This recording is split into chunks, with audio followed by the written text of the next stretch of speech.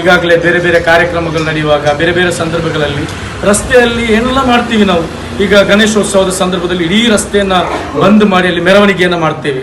ಅವಾಗ ಅದು ಆ ಧರ್ಮದ ಆಚರಣೆ, ಅದನ್ನು ನಾವು ಗೌರವಿಸಬೇಕೇ ಹೊರತು ಅದನ್ನು ವಿರೋಧಿಸಿಕೊಂಡು ಸಮಾಜದಲ್ಲಿ ಕೋಮುಗಳ ಸೃಷ್ಟಿಸುವ ರೀತಿಯಲ್ಲಿ ಹೇಳಿಕೆಗಳನ್ನು ಕೊಡುವುದು ಸರಿಯಲ್ಲ.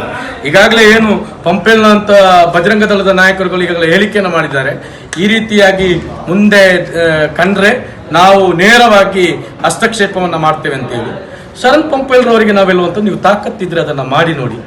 ನಾವು ಸಮಾಜದ ಶಾಂತಿಯನ್ನ ಸೃಷ್ಟಿಸಲಿಕ್ಕೆ, ಸಮಾಜದಲ್ಲಿ ಶಾಂತಿಯನ್ನ ಕಟ್ಟಲಿಕ್ಕೆ ನಾವು ಕಟಿಬದ್ಧರಾಗಿದ್ದೇವೆ. ಹಾಗಾಗಿ ಅಲ್ಲಿ ಒಂದು 2 ನಿಮಿಷ ನಮಾಜ್ ಮಾಡಿದರೆ ಅವರು ಎದ್ದೋಗಿದ್ದಾರೆ. ಆ ನಂತರ ಅದನ್ನು ದೊಡ್ಡ ವಿಚಾರವಾಗಿ ಶರಣ್ ಪಂಪೆಲ್ ಅಂತವರು ಮಾಡ್ತಾ ಇದ್ದಾರೆ. ಹಾಗಾಗಿ ಇಂಥವರ ಮೇಲೆ, ಈ ಸಮಾಜದಲ್ಲಿ ಈ ರೀತಿಯಾಗಿ ಅಶಾಂತಿ ಸೃಷ್ಟಿಸುವವರ ಮೇಲೆ ಸರ್ಕಾರ ಕಣ್ಣಿಡಬೇಕು, ಕ್ರಮವನ್ನು ಕೈಗೊಳ್ಳಬೇಕು. ಇಲ್ಲಿ ಏನಾದರೂ ಕಾನೂನಿಗೆ ವಿರುದ್ಧವಾಗಿ ನಡೆದ್ರೆ ಅದನ್ನು ನೋಡಿಕೊಳ್ಳಿಕ್ಕೆ ಇಲ್ಲಿ ಪೊಲೀಸ್ ಇಲಾಖೆ ಇದೆ, ಇಲ್ಲಿ ಸಂಬಂಧಪಟ್ಟಂತ ಇಲಾಖೆಗಳಿದೆ, ಅವರು ಅದನ್ನು ನಡೆಸ್ತಾರೆ. ಅದು ಬಿಟ್ಟು ನಾವು ಬಜರಂಗ ದಳದವರು ಬಂದು ಅದು ಮಾಡ್ತೇವೆ ಇದು ಮಾಡ್ತೇವೆ ಅಂತ ಹೇಳಿದ್ರೆ ಇಲ್ಲಿ ಕೈಕಟ್ಟಿ ಕೂತ್ಕೊಂಡು ಈ ಕಾಲದಲ್ಲಿ ಎಲ್ಲರೂ ನೋಡ್ತಾರೆ ಅನ್ನೋದನ್ನ ಅವರು ಭಾವಿಸಬಾರ್ದು.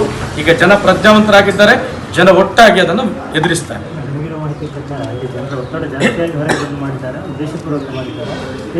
ಇಲ್ಲಿ ಜನಸಂಖ್ಯೆ ತುಂಬಿಕೊಂಡಿತ್ತು. ಯಾರೋ 4-5 ಮಂದಿ ಬಂದವರಿಗೆ ಸ್ಥಳ ಇರಲಿಲ್ಲ.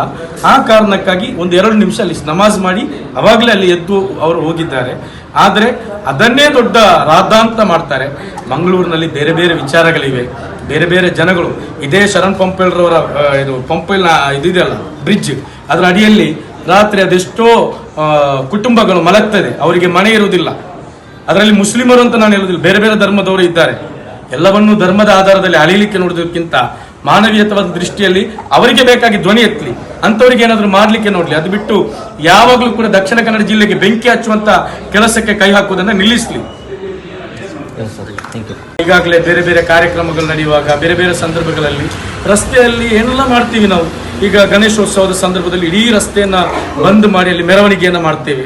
ಅವಾಗ ಅದು ಆ ಧರ್ಮದ ಆಚರಣೆ, ಅದನ್ನು ನಾವು ಗೌರವಿಸಬೇಕೇ ಹೊರತು ಅದನ್ನು ವಿರೋಧಿಸಿಕೊಂಡು ಸಮಾಜದಲ್ಲಿ ಕೋಮುಗಳ ಸೃಷ್ಟಿಸುವ ರೀತಿಯಲ್ಲಿ ಹೇಳಿಕೆಗಳನ್ನು ಕೊಡುವುದು ಸರಿಯಲ್ಲ. ಈಗಾಗಲೇ ಏನು ಪಂಪೆಲ್ನ ಅಂತ ಬಜರಂಗ ದಳದ ನಾಯಕರುಗಳು ಈಗಾಗಲೇ ಹೇಳಿಕೆಯನ್ನು ಮಾಡಿದ್ದಾರೆ. ಈ ರೀತಿಯಾಗಿ ಮುಂದೆ ಕಂಡ್ರೆ ನಾವು ನೇರವಾಗಿ ಹಸ್ತಕ್ಷೇಪವನ್ನು ಮಾಡ್ತೇವೆ ಅಂತೇಳಿ. ಶರಣ್ ಪಂಪೆಲ್ರವರಿಗೆ ನಾವೆಲ್ಲುವಂತ ನೀವು ತಾಕತ್ತಿದ್ರೆ ಅದನ್ನು ಮಾಡಿ ನೋಡಿ. ನಾವು ಸಮಾಜದ ಶಾಂತಿಯನ್ನ ಸೃಷ್ಟಿಸಲಿಕ್ಕೆ, ಸಮಾಜದಲ್ಲಿ ಶಾಂತಿಯನ್ನ ಕಟ್ಟಲಿಕ್ಕೆ ನಾವು ಕಟಿಬದ್ಧರಾಗಿದ್ದೇವೆ. ಹಾಗಾಗಿ ಅಲ್ಲಿ 1-2 ನಿಮಿಷ ನಮಾಜ್ ಮಾಡಿದರೆ ಅವರು ಎದ್ದೋಗಿದ್ದಾರೆ. ಆ ನಂತರ ಅದನ್ನು ದೊಡ್ಡ ವಿಚಾರವಾಗಿ ಶರಣ್ ಪಂಪೆಲ್ ಅಂತವರು ಮಾಡ್ತಾ ಇದ್ದಾರೆ. ಹಾಗಾಗಿ ಇಂಥವರ ಮೇಲೆ, ಈ ಸಮಾಜದಲ್ಲಿ ಈ ರೀತಿಯಾಗಿ ಅಶಾಂತಿ ಸೃಷ್ಟಿಸುವವರ ಮೇಲೆ ಸರ್ಕಾರ ಕಣ್ಣಿಡಬೇಕು, ಕ್ರಮವನ್ನು ಕೈಗೊಳ್ಳಬೇಕು.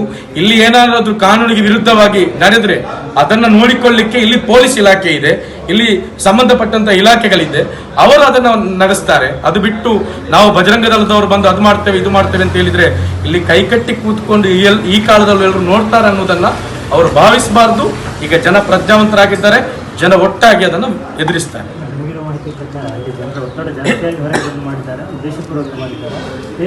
ಇಲ್ಲಿ ಜನಸಂಖ್ಯೆ ತುಂಬಿಕೊಂಡಿತ್ತು. ಯಾರೋ 4-5 ಮಂದಿ ಬಂದವರಿಗೆ ಸ್ಥಳ ಇರಲಿಲ್ಲ. ಆ ಕಾರಣಕ್ಕಾಗಿ 1-2 ನಿಮಿಷ ಅಲ್ಲಿ ನಮಾಜ್ ಮಾಡಿ ಅವಾಗಲೇ ಅಲ್ಲಿ ಎದ್ದು ಅವರು ಹೋಗಿದ್ದಾರೆ. ಆದರೆ ಅದನ್ನೇ ದೊಡ್ಡ ರಾದ್ದಾಂತ ಮಾಡ್ತಾರೆ.